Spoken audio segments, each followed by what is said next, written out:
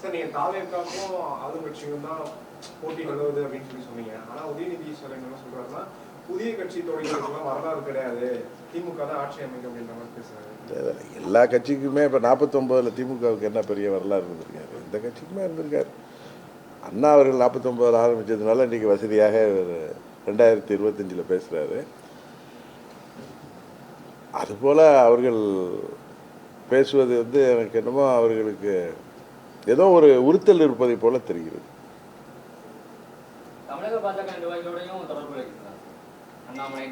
இல்லை அண்ணாமலை என்ற நட்பு ரீதியாக எப்போது பேசுவார். நயினா நாயந்தனோட தொடர்பு இல்லை, வேற யாரோடையும் தொடர்பு இல்லை. புரட்சி தலைவர் எம்ஜிஆர் ஆரம்பித்த கட்சி இப்ப படிப்படியா சிதைஞ்சிட்டு இருக்குன்னு ஏற்கனவே சொல்லியிருந்தீங்க. இது தொடர்ந்து அடுத்து தேர்தலுக்கு பிறகு எப்படி சார் இருக்கும்? அதுதான் சொன்னேன், இன்றைக்கு புரட்சி தலைவர் ஆரம்பித்த கட்சியே இல்லையே. அவருடைய அடிப்படை விதிகளையே தேர்ந்தெறிந்து விட்டு இன்றைக்கு இடிஎம்கேவாக அந்த கட்சி செயல்பட்டு கொண்டிருக்கிறது. அதனால தான் தொடர்ந்து இரட்டை இலை இருந்தும் பணபலம் இருந்தும் கூட்டணி பலம் இருந்தும் அந்த கட்சியால் ஆட்சிக்கு வர முடியாமல் போனது. தேர்தல்களிலே அவர்களால் சோபிக்க முடியாமல் போனது என்பதை சொன்னால் அங்கே உள்ள தம்பிகளுக்கெல்லாம் கோபம் வருது.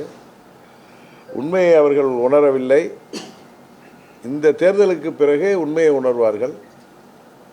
மீண்டும் புரட்சித் தலைவர் ஆரம்பித்த அதே சட்டத்திட்டங்களோடு புரட்சித் தலைவர் ஆரம்பித்த அந்த இயக்கம் மறுமலர்ச்சி பெறுவதற்கு வாய்ப்பு இருப்பதாக நினைக்கிறேன். கட்சிக்காக உழைச்சிருந்தா மக்களே பாராட்டுவாங்க. இவங்கெல்லாம் இயக்கத்துக்கு துரோகம் செஞ்சவங்க, இவங்களுக்கெல்லாம் இந்த நிலை தான் அப்படின்னு எடப்பாடி பழனிசாமி சொன்னார். பழனிசாமி மற்றவர்களுக்கு துரோகம் செய்தவர், அது எல்லோருக்கும் தெரியும். இது ஒன்றும் நான் சொல்லி தான் தெரியும் அவசியம் இல்லை. ஒரு 3 வயது குழந்தையும் கேட்டாலும் துரோகம் என்றால் என்ன என்பதை சொல்வார்கள். அதான் சொல்கிறேன், நம்ம ஊரில் ஒரு பழமொழி உண்டு.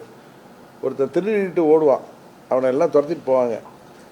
சாலையில் 2 பக்கம் நிற்கிறவங்க எங்கே அந்த திருடன் தன்னை பிடித்து விடக்கூடாதுன்றதுக்காக திருடன் முன்னாடி ஓடுவதாக கை காட்டி கொண்டு ஓடுவது போல சிலர் பேசி வருகிறார்கள். அதுதான் உண்மையை தவிர துரோகம் யார் செய்தார் என்பது தெரியும். பழனிசாமி அவர்கள் மற்றவர்களை கட்சியை விட்டு நீக்கிவிட்டு இப்போ எங்களை நான் பலமுறை சொல்லியிருக்கேன்.